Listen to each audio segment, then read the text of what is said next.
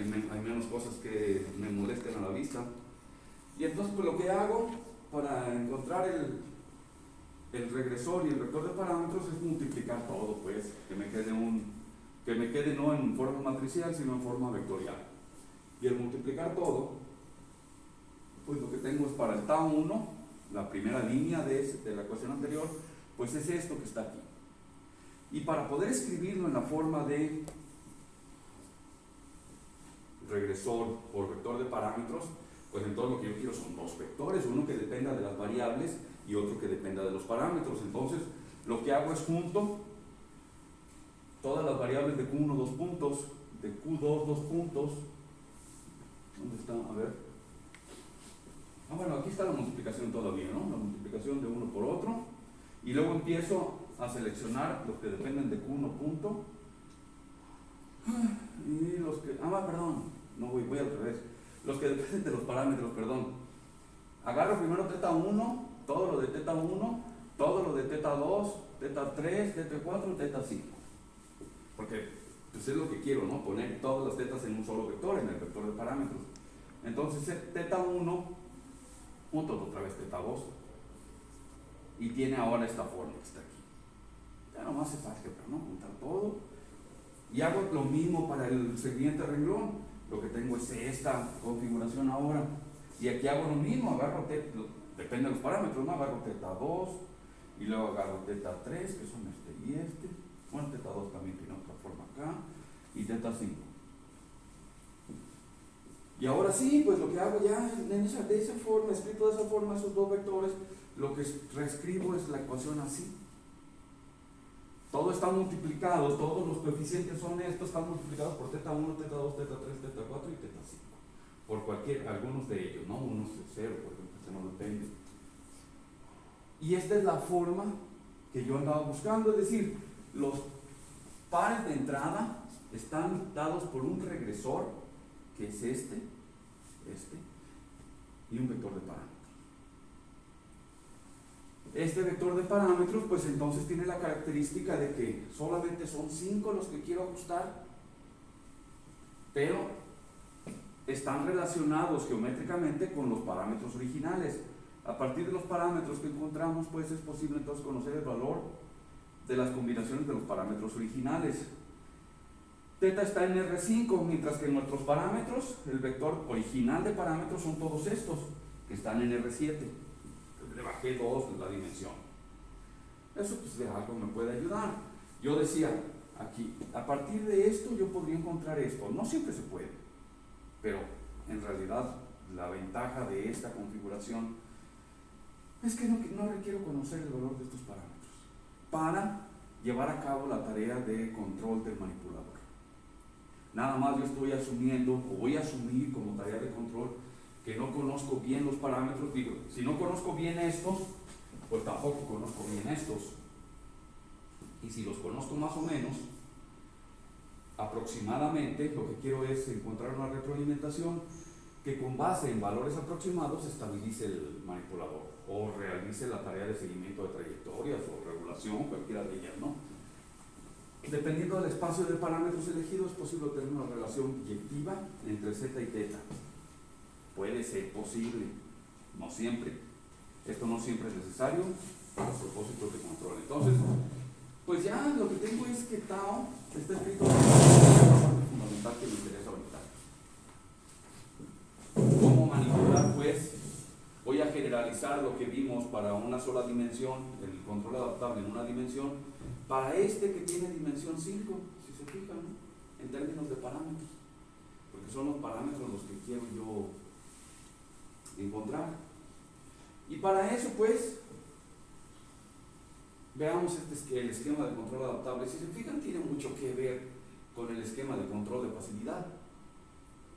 Está basado en pasividad, o sea, hay una parte que utiliza la propiedad de pasividad del manipulador y le vamos a agregar la parte de adaptación de los parámetros.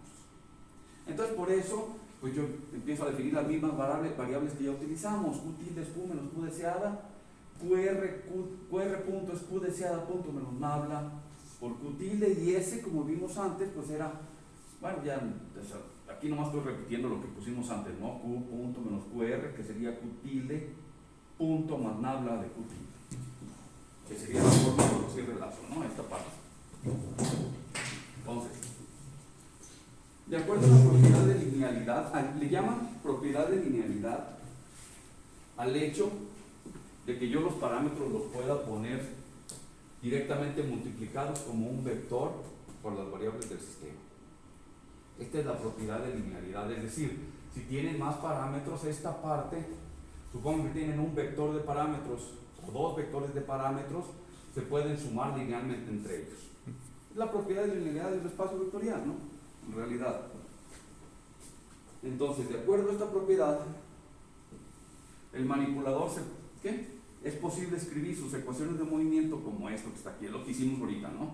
Estas son las ecuaciones generales de un manipulador, que son igual al par de entrada, y esto pues se puede reescribir, aquello se puede reescribir como el regresor más el vector de parámetros. Entonces, ya sabemos que esto siempre se puede hacer. Esa demostración no la hicimos, pero siempre se puede hacer, entonces ahí confíen en este hecho, ¿no? Pero esto viene no nada más para el manipulador, para cualquier ecuación de movimiento generada por Euler-Lagrange. Se puede escribir de esta manera. Donde entonces Y es el regresor y Phi es el vector de parámetros. Si se conoce el valor real del vector de parámetros, entonces es necesario utilizar tan solo una aproximación del valor real. Si no se conoce, entonces supongan que no conozco esto, o lo conozco de manera aproximada, entonces lo que tengo no es esto, sino es este valor aproximado. Eso es lo que tengo, y con ese debo de trabajar. Entonces, como conozco si se fijan en la representación,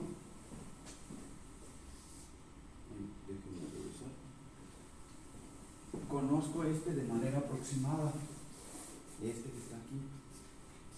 No tiene nada, no tiene ningún problema, esto viene de la estructura del manipulador, entonces esto está bien conocido, no hay ningún problema.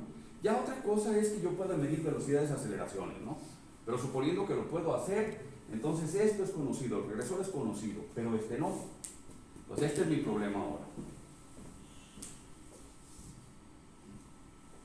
Entonces, si no, yo puedo escribir entonces, vean, tau es entonces el regresor por el vector desconocido o conocido aproximadamente. Y esto yo lo puedo reescribir pues entonces como esto que está acá, ¿no? Donde tengo las matrices originales, pero los gorros sobre las matrices indican que los parámetros de la matriz son conocidos de manera aproximada. Entonces nada más estoy haciendo la anotación para el mismo sistema cuando no conozco bien los parámetros, sería esto que está aquí. La forma más sencilla de escribirlo pues sería esto, ¿no? Donde esto sí lo conozco y esto no. Pero nada más para ahorita que escribamos la ley de control, pues vean que lo puedo reescribir como esto que está acá. Donde los gorros, como les dije, indican que los parámetros asociados con estas matrices son los que conocemos de manera aproximada. Como el vector phi gorro es desconocido, se considera que puede variar en el tiempo. Esta variación puede obtenerse o estimarse mediante entonces la ley de control de adaptación, más bien, la ley de adaptación, ¿no? Y este es el resultado, que si fijan va a parecerse a lo que hicimos antes de pasividad. Sea que QR es una señal continua, acotada, con por lo menos primera y segunda derivadas continuas y acotadas. Si consideren habla, definido positivo en la definición 19, aquí arriba, ¿no? Donde se define S y QR. La ley de retroalimentación, esta que está aquí, si se fijan, está escrita con base a los parámetros desconocidos o conocidos aproximadamente para D, C, B, G. Este es la parte de seguimiento que yo ya estoy sumándole a la ley de control. El KBS ya es la variable S que me va a quedar en lazo cerrado. Recuerden la parte de pasividad. Y entonces todo esto pues va a ser un YA por el phi estimado, por lo que vimos ahorita, menos este vector. Con KB simétrica definida positiva, YA y YA es igual a la una Y que depende pues de QR, QR punto y QR dos puntos, por la forma que tiene esto, ¿no? Si se fijan, no tengo Q, tengo QR aquí en esta ley de control, porque lo voy a cerrar el lazo y luego lo paso del otro lado y lo voy a escribir en términos de S. Esa es la ventaja, ¿no? Junto con la ley de adaptación dada de esta manera, entonces phi tilde gorro es menos gamma, la menos 1, YA, y YA es este que está aquí por S. Claro, esto es vectorial, ¿no? ¿Podrías repetir cuál es la relación de QR con los Qs normales?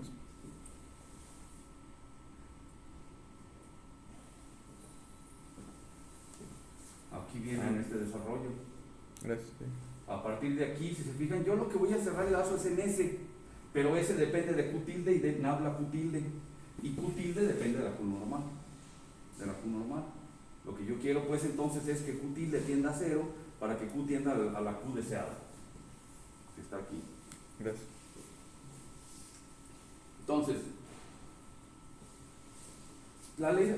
esta retroalimentación junto con esta ley de adaptación con gamma simétrica definida positiva hacen que este sistema en lazo cerrado con esta retroalimentación pues tenga un seguimiento asintóticamente estable. Entonces, ¿qué cambió aquí con la parte de pasividad? Antes teníamos pasividad, suponíamos que conocíamos los parámetros, entonces la ley estaba en términos de parámetros conocidos, cerrábamos el lazo aquí y teníamos estabilidad, no necesitábamos esta ley de adaptación. Pero como no conocemos parámetros, necesitamos estimar el valor de los parámetros, el valor de parámetros que estabilice, no el valor real de los parámetros, como vimos en el ejemplo escalar. Entonces, ¿qué hacemos ahora? Pues cerrar el lazo y ver qué pasa, ¿no? Para demostrar esto. Este es mi sistema y esta es mi retroalimentación. Entonces yo agarro este y se lo inyecto allá. Si agarro eso, pero antes vean, la ley de control es esta. Esa es la ley de control. Este primer renglón. Me sobró eso. Entonces, agarren este primer renglón. Este lo voy a repetir aquí abajo, pero escribo el modelo del manipulador y lo resto al mismo tiempo. Entonces a esta parte que es la retroalimentación le sumo y le resto esto. No le estoy haciendo nada, ¿no? Estoy sumando y restando lo mismo. Pero ¿qué puedo hacer con eso? Que entonces agarren el modelo conocido, el que es exacto, es esta parte, y luego viene ¿qué? Luego, a ver, es esta parte, y luego viene ¿qué? A ver, dijimos que agarraba el primero. Bueno, esta parte me queda todavía. Luego viene el YA, bueno, todo esto, desde aquí, ¿hasta dónde? Hasta aquí, es YA por phi. Lo reescriben pues como el regresor más un vector de parámetros. Y la siguiente parte, que depende de la estimación, pues es el ribo vector de regresor por el vector de parámetros estimado. Y entonces lo que tengo, ¿qué me falta aquí? En esta ecuación por eso estaba perdido, me falta el KBS, ¿no? Nada más, no lo veo. Pues en esta me falta el KBS. Entonces vean, a ver, todo esto, a ver, no, fue ¿cuál? Este es hasta G, este es este, y lo que sigue es este. Y lo otro que está acá abajo es me falta el KBS nada más. Y eso viene pues, de la escritura que hicimos acá, ¿no? De que yo digo que todo esto pues es el vector por phi. O esto que está aquí en estimados, pues es el vector por phi estimado, ¿no? Es lo que estoy utilizando. Y entonces, ya junto todo, estos dos los puedo factorizar aquí. Este KBS que me faltaba aquí, bueno, aquí sí lo tengo. Entonces la retroalimentación, esta que está acá arriba, pues es la misma que esta que está acá abajo. Si se fijan entonces, yo trucadamente le puse el valor real y el error de estimación de parámetros acá, fue lo que me quedó. Y este error de estimación, pues es solo ahora lo que me causa problemas. Piensen en la ley de pasividad que hicimos, era esta que está aquí, es esta hasta aquí.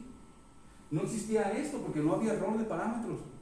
Entonces ahora tengo esto que yo quisiera que no me cause problemas para la estabilización. Entonces, bueno, ya que está así, esta es mi retroalimentación, pues ahora sí cierro el lazo. Entonces este es el modelo, este es el sistema y este es el Tau. Y Tau lo pongo entonces del lado derecho. Y ahora sí, este D mándenmelo para allá, me va a quedar negativo, ¿no?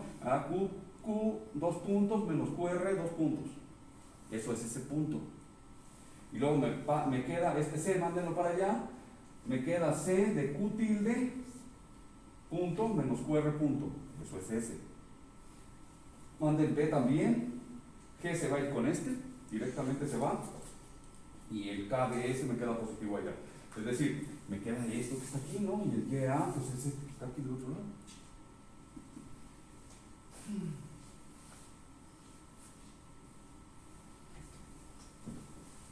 La prueba que hicimos antes, referenciando todo lo de pasividad, pues aquí ya tenía 0 yo.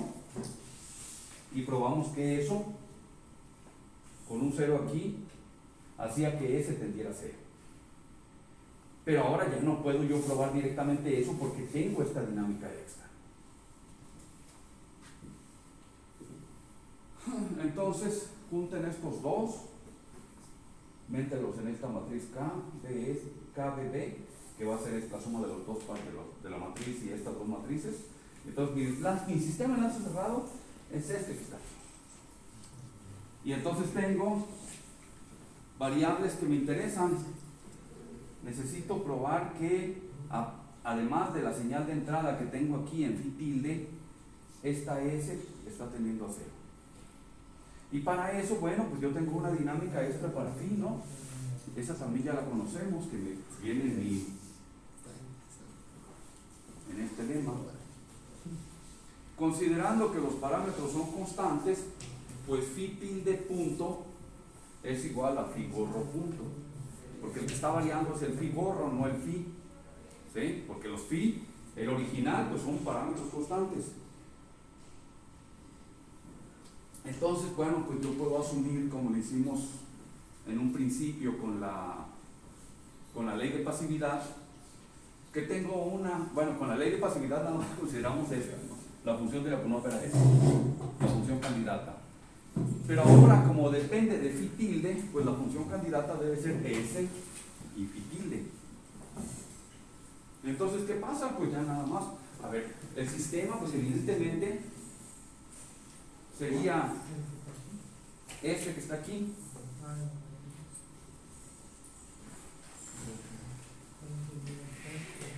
Y este que está acá. En el equilibrio, si esto es 0, ese es 0. Y si ese es 0 en el equilibrio, ese punto por supuesto es 0. Entonces, el lazo cerrado. Ese punto es 0, entonces me queda que esto es 0, esto era 0 y hace que esto sea igual a 0. O sea, la única posibilidad de la solución, bueno, puede haber una, pero al menos, o sea, ese queda la suma de estos dos. S igual a 0 es un punto de equilibrio. Puede haber más, pero por lo pronto preocúpense por S igual a 0. Entonces, S igual a 0 es un punto de equilibrio, lo que me permite entonces aplicar Lyapunov. Y entonces, dado que ya tengo una posible función candidata a Lyapunov, pues le tomo la derivada a ver qué sucede. No, además es positiva definida, satisface las condiciones de Lyapunov. Tomo la derivada y otra vez es la derivada del primer elemento por otro, la derivada del D, la derivada de S, y lo mismo del otro lado, dos dobles derivadas allá, ¿no? Entonces me queda los primeros, me queda esta parte más esta de la primera derivada, donde me queda el D punto, y de la segunda pues me quedan términos simétricos, ¿no? Que sumo entre ellos y me da este otro término que está aquí. D por ese punto lo despejo a través de la ecuación anterior y es esto, y aquí quizás no lo tengo escrito.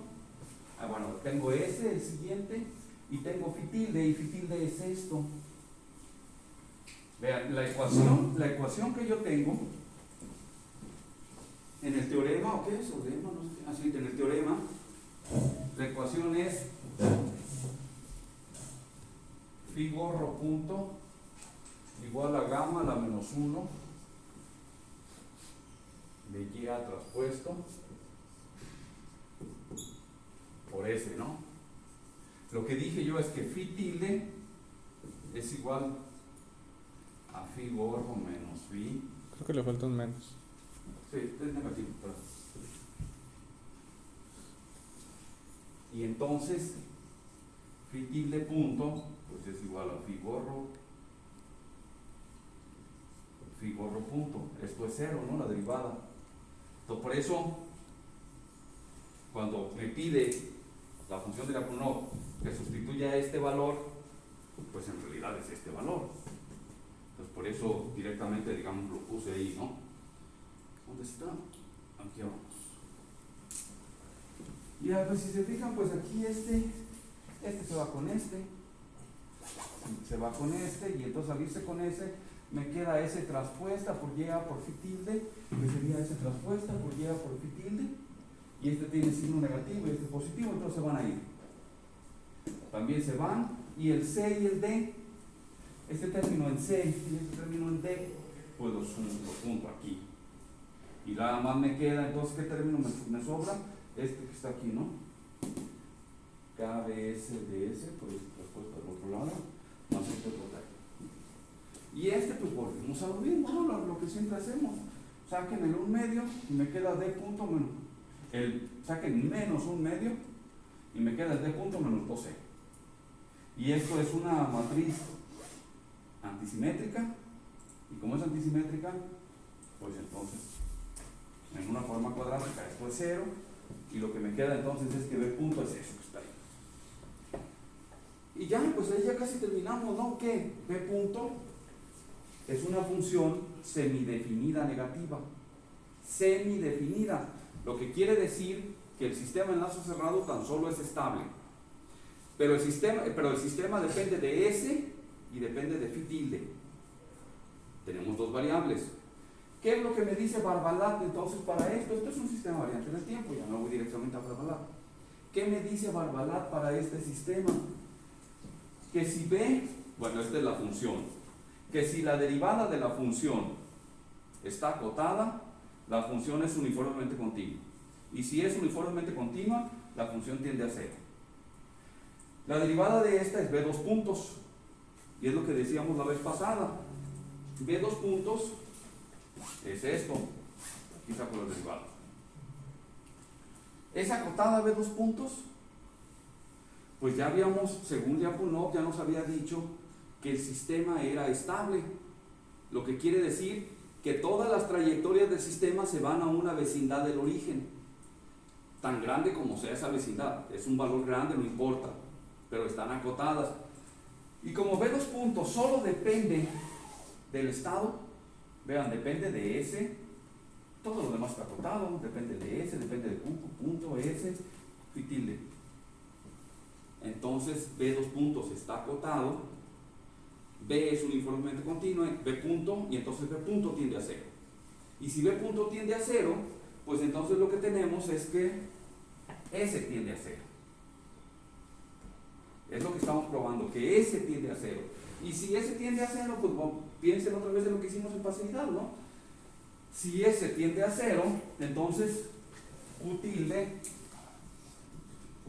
punto tiende a nabla de Q tilde. Y entonces, lo que dijimos que Q tilde tiende a 0, y entonces Q tilde es igual a Q menos Q deseado, y entonces, ¿qué pasa? Que Q tiende a Q deseado, ¿no? Decíamos, eso fue lo que concluimos en facilidad. Aquí lo que concluimos también es que S tiende a 0, que sucede lo mismo, pero ¿qué pasa con lo que no nos dice el resultado? Es que pasa con nuestra otra variable, ¿no? Con phi tilde. No podemos asegurar que tienda a cero. Si ese tiende a cero, vean, aquí la ecuación sería phi tilde punto igual a menos gamma menos 1 y traspuesta por S. Si S tiende a 0, tengo que Y tilde punto es igual a 0, perdón, no aquí, es gamma, ok, phi, y entonces esto, pues no me asegura que phi esté tendiendo a 0. Después de un transitorio se queda en algún valor. Pero eso no es importante para nosotros, porque lo que nos interesaba es que S tendiera a 0, y S tiende a 0, efectivamente. Entonces estamos agregando una dinámica al sistema, al que teníamos en términos de pasividad. Le metimos una ley de adaptación, la cual nos permite seguir probando que S tiende a 0, pero que phi no tiende a 0. Y si phi no tiende a 0, lo que quiere decir que los parámetros que estoy estimando, o los que está usando la ley de control, recuerden, los que salen de aquí, tengo phi estimado, estos no convergen a estos. Pero no me importa porque el sistema, porque ese está tendiendo a 0. En realidad estos phi los estoy metiendo, estos estimados los estoy metiendo yo. Lo único que quiero es estabilizar la dinámica de ese, para que suceda esto, ¿no? Para que Q tienda a Q sea. Y entonces ya con eso, pues ya aseguré que cumplí mi tarea. No importa dónde se vayan los parámetros. Por supuesto que hay estrategias de control adaptable que pueden ustedes asegurar que los parámetros convergen al valor real. Y eso se llaman estrategias con excitación persistente. Lo que se requiere es tener una señal de retroalimentación o de entrada que sea rica en frecuencia normalmente. Pero eso para un sistema de enlazo cerrado, pues no es adecuado, porque puede afectarlos. El transitorio podría moverse mucho y afectar los actuadores, entonces nadie quiere eso. Sí, aunque los parámetros no tienden a su valor real, eso es suficiente. Normalmente, cuando queremos obtener los valores exactos de los parámetros, pues usamos técnicas de estimación. Para los manipuladores, técnicas de mínimos cuadrados pueden hacer eso. Lo hago fuera de línea y obtengo los valores reales. Y ya después esos valores los uso en la retroalimentación, que es otra manera de hacerlo, ¿no? Normalmente, pues es más sencillo esto. Bueno, ahí. No, esto es muy útil, ya les dije, ¿no? Finalmente, cuando S tiende a 0, se tiene que Q tilde normal a Q tiende a 0, lo que produce esta ecuación. Y esta ecuación pues me dice entonces que, dado que Q tilde tiende a 0 y por lo tanto Q tiende a su valor deseado. Dado que B punto es menor o igual a 0, la convergencia de S a 0 no implica la convergencia de phi tilde a 0 y por lo tanto phi tilde permanece acotado en una vecindad del origen. Esto implica que phi no tiende a phi gorro y por lo tanto no se logra la convergencia paramétrica. Pero les digo, esto qué importa, ¿no? Para nosotros no, para nuestra estrategia de control no es importante. Ya nada más para concluir,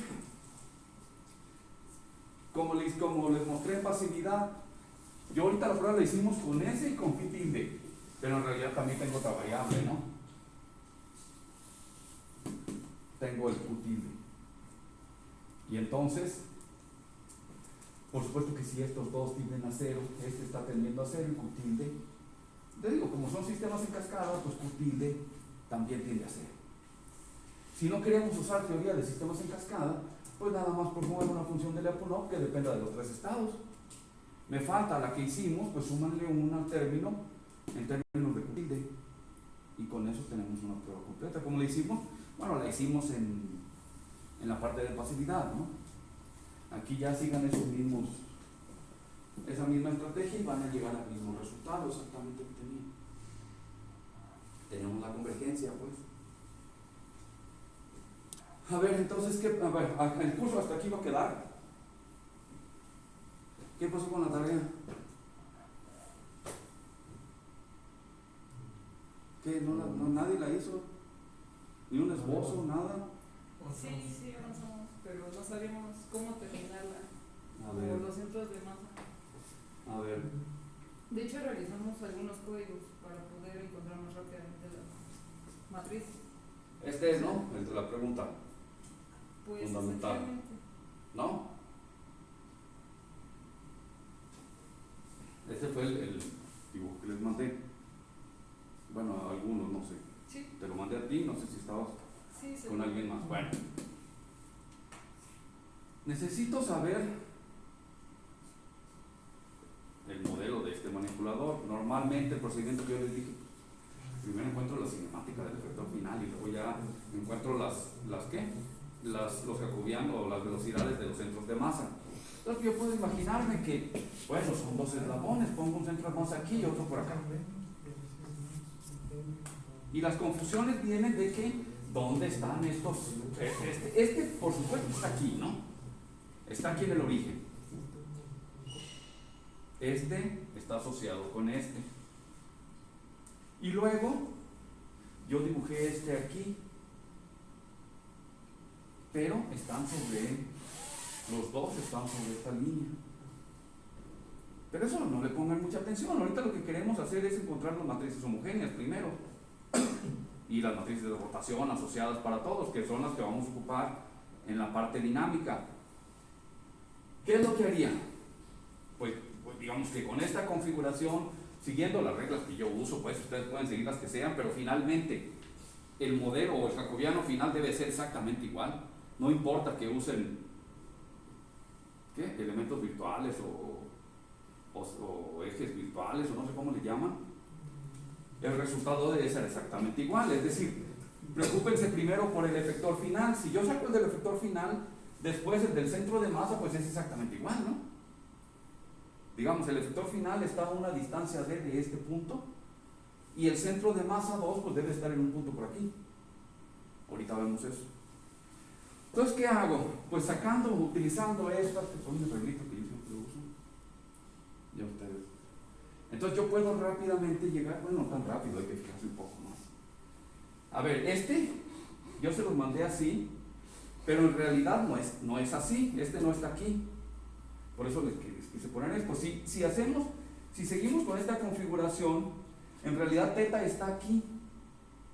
Entonces la medición de θ está a partir de este eje, del x0. Entonces θ es aquí. Si no, vean las reglas, ¿no? Yo necesito medir A es la distancia de Z0 a Z1 en la dirección de X1. Entonces de Z0 está saliendo a Z1 hacia acá, el origen de Z1, en la dirección de X1. Pero esta es esta dirección, entonces esta es 0. Por eso A es 0. Y luego, D es el ángulo entre Z0 y Z1 en el plano perpendicular a X1. Z0 y luego ¿qué? Z1 va hacia allá, están así, hay pimedios, ¿no? En el plano perpendicular, así, en el plano perpendicular a X1, ¿dónde está X1? Está aquí, entonces el plano perpendicular es este. Entonces lo que tenemos son 90 grados, por eso es el pimedio. Después de la distancia del origen 0 a X1, el origen 0 es este, X1 podría ser este, pero es en la dirección de ZI-1 y ZI-1 está saliendo aquí. En esta dirección, pues esa distancia es 0, digamos. Y luego la otra, pues ya que sería el θ, es el ángulo entre X0 y X1. X0, ¿dónde está? X0 es este, y X1 viene aquí.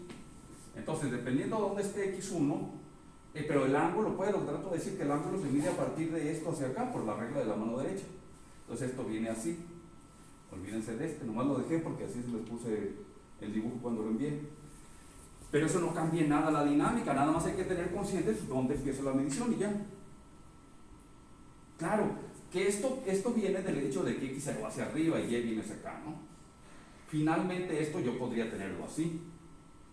Esta fue la primera ocurrencia, ¿no? Por eso lo dejo así. Hagan lo mismo ahora para el siguiente eslabón. Y los parámetros ahora son estos.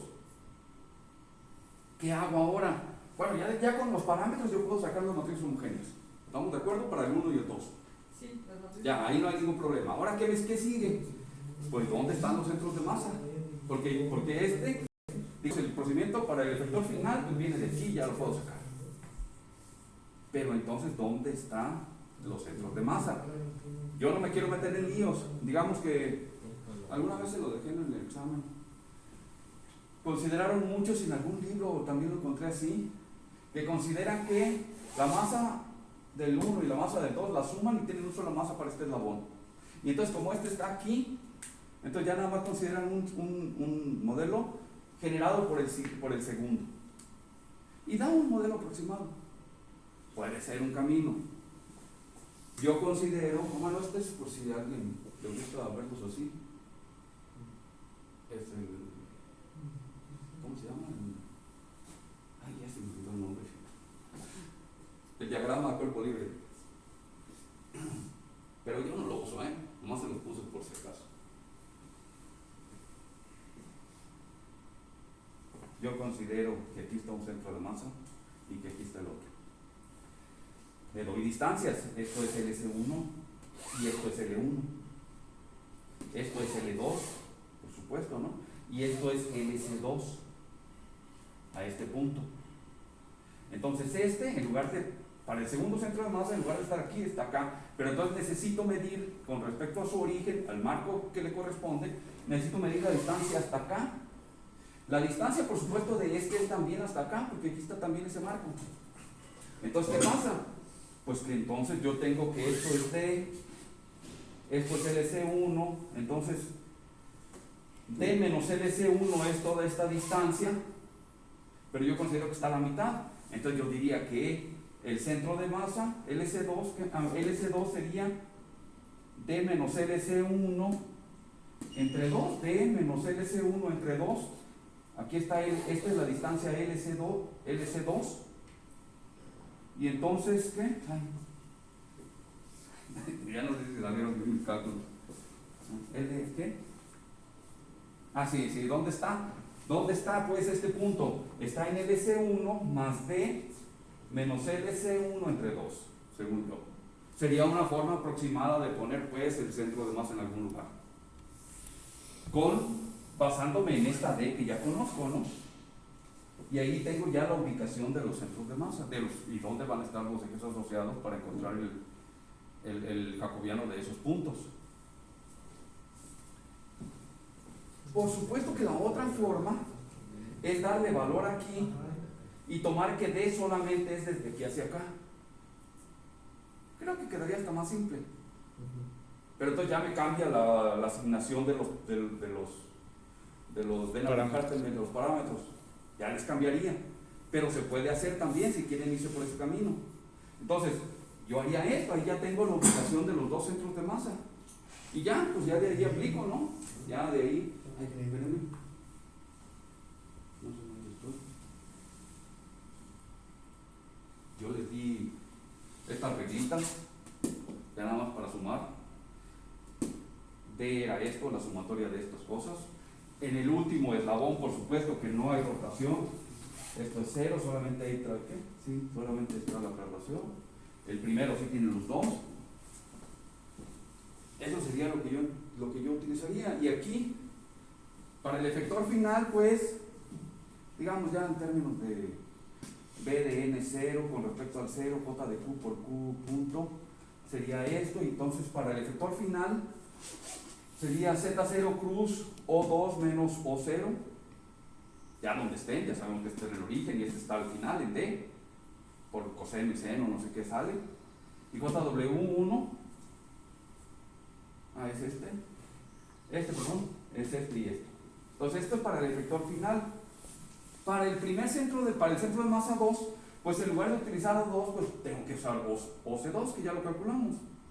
Acá también, este queda igual. Entonces nada más cambia aquí. Y para el 1, pues tengo OC1 aquí, que es la distancia contra O0, que está en el origen. Entonces, pues, este sería ya lo demás, pues ya es álgebra. más o menos. Sí, bueno, es que salen algunas dudas, como por ejemplo, se le asigna un eslabón a cada una de de las variables independientes, ¿no? Pero, ¿qué pasa, por ejemplo, con las uniones que son como tipo muñeca, por ejemplo? No, bueno, pero es que ahí son varias las rotaciones, pues hay que considerar todo. Precisamente, entonces, por ejemplo, ese tipo de cosas, ¿sería un mismo eslabón para las tres? ¿O se le asigna a dos de ellas, una más a cero? O Pues es que hay diferentes formas, pues. Ya dependiendo cómo sea el modelado, no lo hacemos aquí porque es larguísimo. Una muñeca, por ejemplo, sí tiene muchas rotaciones y están en el mismo punto, y entonces hay que ir pasando de una rotación a otra. Esas matrices, por supuesto que ahí hay puntos en los que no hay masa, eso sí, pero ahí está bien determinado, pues, que son varias rotaciones en un punto que te van transformando de uno a otro, pero digamos, hay que ponerle orden a las rotaciones para poder hacer la concatenación de las matrices. Eso sería pero ese ya es otro problema, ¿no? Es mucho más complejo que esto. pues más o menos, porque, o sea, justamente pensé en la muñeca por el hecho de que en algún momento, bueno, cuando nos envió la imagen, bueno, ahí dice que se coloca el segundo marco de referencia sobre el de la rotación, o sea, que implica al desplazamiento de Sí, ahí está, en el mismo lugar que la rotación. Entonces, más bien pensar que solo había un eslabón. Ah, pues sí, pero a ver, como yo dije, puede considerarse que existe un eslabón, pero hay dos variables. Y entonces sí, desde el punto de vista físico, digamos, yo puedo generar, dado que no es complejo esto, puedo generar mi cinemática del efector final considerando que es solo un eslabón, considerando que tengo dos variables y tomando en cuenta que las derivadas con respecto al tiempo, si lo hago a mano, pues dependen de las dos variables, y podría llegar a la parte final, ¿sí? El problema es después cómo asocias eso con la dinámica, pues, para generar el modelo dinámico. Si nomás en el efector final lo puedes hacer, y en los centros también. Debería de ser el procedimiento, es como usar, pues, Newton-Euler ahí. Sería equivalente, y se puede hacer. Y el modelo debería de ser igual. Claro, ahí habría que combinar, ¿no? Porque yo les di un procedimiento para rotacionales y otro para prismáticos. Bueno, ese quedó para tarea para ustedes. Hay que enlabonar uno y el otro, y deberíamos de llegar al mismo resultado. Sería un buen ejercicio, ¿sí? Porque si no es, digamos, siguiendo el procedimiento, no se les voy a dejar el examen. Siguiendo el procedimiento, pues hay que irse por aquí. Sí, bueno, es que también es la suposición de que justamente es tienen la masa perfectamente distribuida. Sí, pues, a ver, pero es claro, no, en eso tienes razón, o sea, no es, ni siquiera es exacto esta solución. A ver, yo nada más, digamos, tratando de aplicar directamente este procedimiento, el que vimos me iría por este camino, pero estrictamente, a ver dónde viene, estrictamente, este centro de masa no está aquí, no está en ese punto, porque se va moviendo, y entonces me mueve este centro de masa y vamos viendo qué. Entonces ya, la dinámica es otra en realidad, pero tampoco nos vamos a meter a resolverlo ahorita, o sea, sería muy complejo. Pero digamos, son ejemplos clásicos que les permiten, aplicando el método, llegar a un resultado. Y ya se asumen aproximaciones, ¿no? Que la segunda masa pues no es tan grande, entonces se mueve y puede estar a la mitad de este siguiente eslabón. Puede estar a la mitad y no varía mucho la posición del centro de masa de acá. Es despreciable pues el movimiento de cambio del centro de masa, porque si no, ya ni nuestro método aplica. Porque nuestro método es que son eslabones perfectamente simétricos, definidos, donde está su centro de masa en un punto. Aquí ya no entra en eso. Pero digamos que aplicamos el método pensando que, bueno, sí, hacemos las aproximaciones requeridas, ¿no? Pero no es cierto. O sea, estrictamente, el modelo tampoco es el que les da el procedimiento que yo les estoy mostrando. Ya, vamos allá de eso. No está, pues, no son rígidos y no está fija el centro de masa de los dos, de ninguno de los dos está aquí en este caso. Y así, ahí nos metemos en un problema. Entonces, por eso lo que nos queda es suponer que el movimiento de ese segundo eslabón no me afecta ni el centro de masa primero ni el segundo. Pero no es cierto, pues. Y si consideramos que es un solo eslabón, también el centro de masa se va a estar moviendo. Pero bueno, es la aproximación que yo digo que podemos hacer en esto. Me parece que es la más adecuada, pues, que casi me va a dar el comportamiento.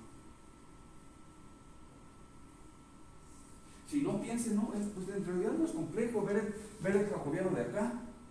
Tomen este punto, hay una componente aquí y acá con respecto a este eje. ¿Y qué resulta? Pues va a depender de esta variable, si la consideramos que inicia de aquí a acá, o de esta, pues, y también de esta variable. Tomen la derivada con respecto al tiempo y el resultado les queda en términos de derivadas de estas dos y me sacan rápidamente el jacobiano de este punto.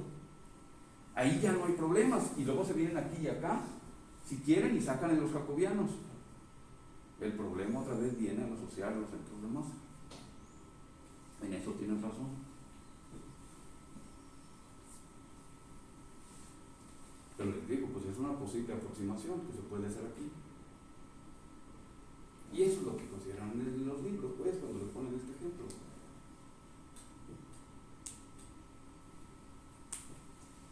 Pero entonces, ¿cuándo lo entregan? Ya le avanzaron, ¿no? Ya le pensaron más. Les voy a dejar. Finalmente, ¿cuántos equipos hicieron? 2 o 3.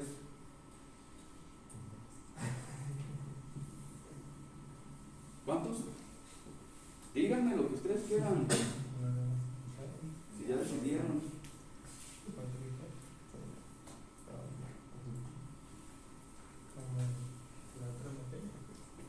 Esta es otra asignación posible, cuando les decía que D puede estar acá. Pero los centros de masa sigue siendo el mismo problema, ¿no? Nada más estamos hablando de los Denneville-Hartman. Y puedo tener X0 aquí y Y0 acá. Y ahora sí mido teta aquí. También puedo hacer esta asignación. Por si se fueron por una asignación así, también es válido. Los parámetros, según yo, quedan así.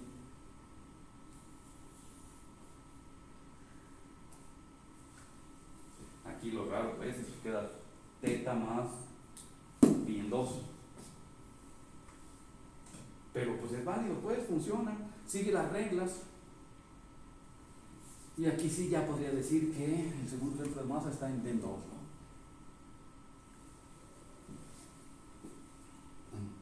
Hay un corrimiento allí entre los ejes.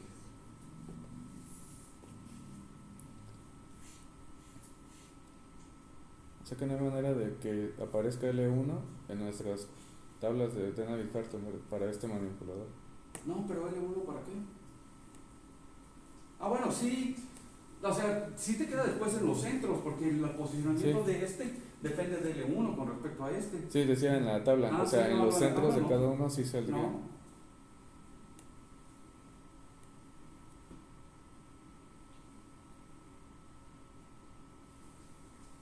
Sí. Por eso pareciera que es bien fácil los Denneville-Hartman, pero no termina dilucidando cuál es la mejor representación, ¿no? Yo por supuesto que prefiero esta a la anterior, en la cual X está para arriba y Y está para acá. Se me hace más natural, pues, tenerlo así, para imaginarme el movimiento. Y los senos y cosenos salen más naturales. Pero bueno, en la primera pues fue la que se me ocurrió ponerlas otra vez. Allí, híjole, ¿podemos revisarla? Bueno, es que Pues sí. ¿cómo se llama? Del curso pasado vimos que no pueden ser paralelos las X con las Z. Y pareciera que del primero al segundo eso pasaría. A ver, ¿paralelos? No, este está saliendo y este va en esta dirección. X y Z no son perpendiculares. X y Z, este va así y este va saliendo. X2 es perpendicular a Z1. Bueno, no, ¿dónde está? Sí. Más arriba Este de- va hacia allá y este va saliendo. O sea, x1 es perpendicular a z i menos 1, a z0, pues z0 va así y x1 va así. Es aquella condición. Ah, pero puede ser que me equivoque, ¿eh? Yo no pensé que... Creo que están bien.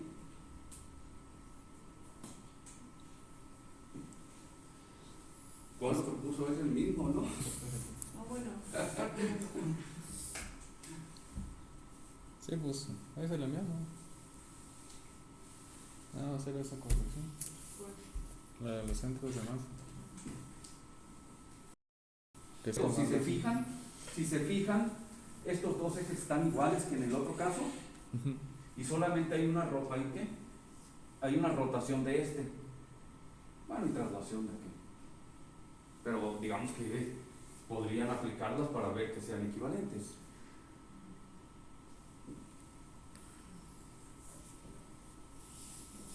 Bueno, entonces, ¿qué? El lunes ahora sí, la tarea. Ya ahora sí sin falta. Lo que pueden hacer con base en eso califico. Ya los demás son más o menos estándar, ¿no? Este y el otro eran los que tenían, digamos, la disyuntiva, que qué hago. El 2 y el 3, ajá. Sí, Sí, ves, pues. bueno. Les voy a dejar, entonces, ¿cuántos equipos me dijeron que son? Porque necesito eso para dejarles los trabajos. No se han puesto de acuerdo entre ustedes. Los asigno yo entonces.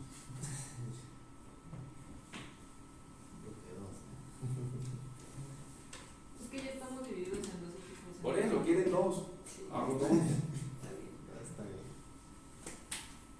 ¿Todos a favor? ¿Todos a favor? Sí. Bueno, ¿cuántos son? ¿4 y 4 o qué? Sí, ¿Son 8 o 9? 8.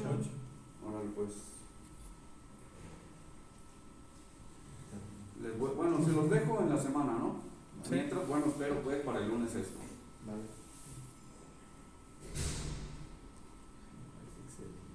Nunca me había puesto yo a ver cuál sería el modelo exacto de este manipulador sin hacer aproximaciones. Pero estrictamente ahorita sí no se me ocurre la manera de... Seguramente hay que encontrar una ecuación que me referencie el movimiento bien del cambio en los centros de masa. Pero bueno, sería bonito investigar para el próximo curso si tienen curso. Sí, de hecho también nos atoramos un poco porque tratamos de considerar los offsets. Ya de por sí el dibujo. No, por eso les decía yo iba por el aplicar el método considerando que hay aproximaciones en dónde están realmente los centros de masa, ¿eh? Esa era mi visión del modelo, de mostrar este modelo. Les digo, en algunos lados, creo que hasta les decía que no me acuerdo en qué libro estaba, que mencionaban, pues una aproximación rápida es considerar que solo es un eslabón y se mueven los dos parámetros. Y ya, si queda uno solo, pues es fácil calcular todo, ¿no? Tienes un centro de masa por allí que se va moviendo con respecto a D, porque la velocidad del centro de masa va a ser la misma de D. Más o menos, sí es que todo depende de la forma que tengan los eslabones, ¿no? Para poder ver el desplazamiento del centro de masa, no es evidente, pues. Si tuviéramos eslabones que no son simétricos, todavía peor. ¿Dónde calcular? Eso son ecuaciones diferentes, pues, que hay que introducir para poder calcular dónde está. Y sí sería complicado, pues. Es más, no, ni el tensor de inercia, como lo calculamos, habría que hacerlo en la computadora, pues, para tratar de hacer riguroso con este sistema, sí es un buen trabajo.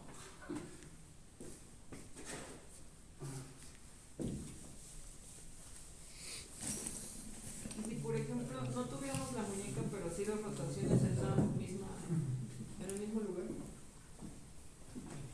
Pues es que depende de la rotación que se tenga, pues.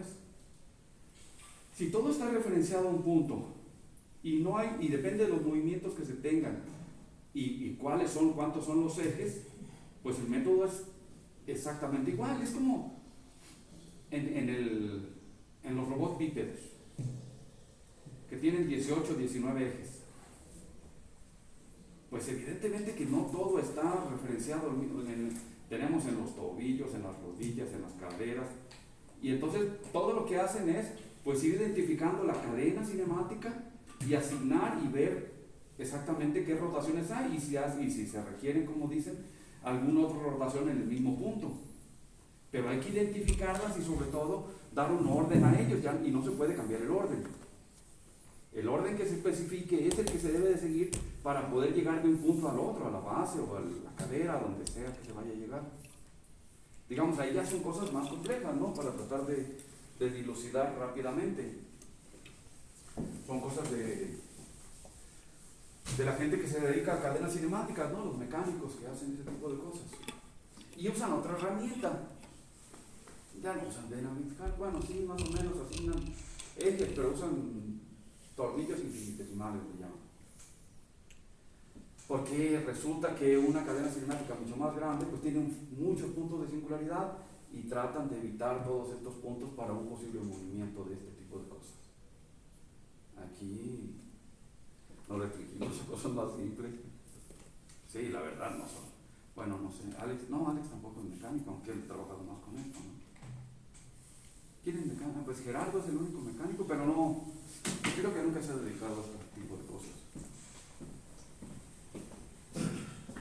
Bueno, quédense con esa disyuntiva, no podemos dar una solución exacta a esto. Entonces el lunes les espero eso, mientras les voy preparando el trabajo final y pues el examen no me han dicho cuándo. Necesitamos un examen. Sí, es que el lunes tenemos un concurso, entonces ¿Concurso?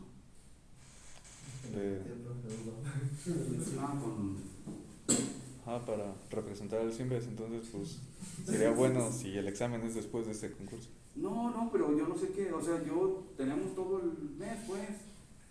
Pues está el lunes 29, puede ser.